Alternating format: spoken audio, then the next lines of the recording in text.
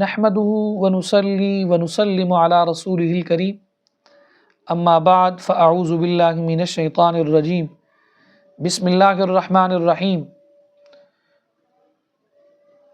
قال اللہ تبارک وتعالی فی القرآن المجید فلا صدق ولا صلى ولكن كذب وتولى ثم ذهب الى اهله يتمطى صدق اللہ العظیم۔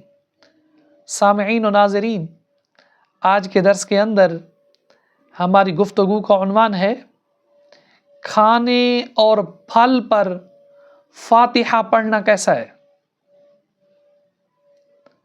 کیونکہ اکثر دیکھا جاتا ہے لوگ کھانے اور پھل سامنے رکھ کر فاتحہ پڑھتے ہیں، تو اس کی شرعی حیثیت کیا ہے؟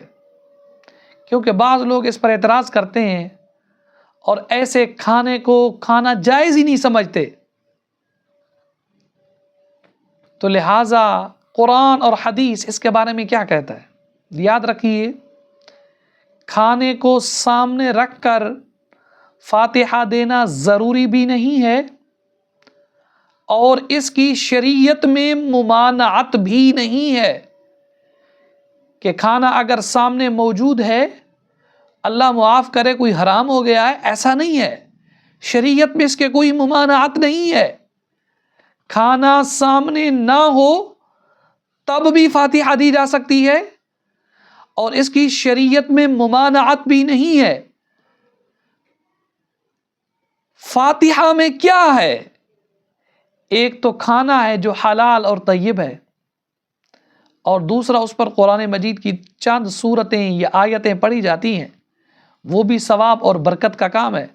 تیسرا ایصال ثواب ہے جو شرعاً جائز ہے، بلکہ حدیث شریف میں اس کا جواز موجود ہے۔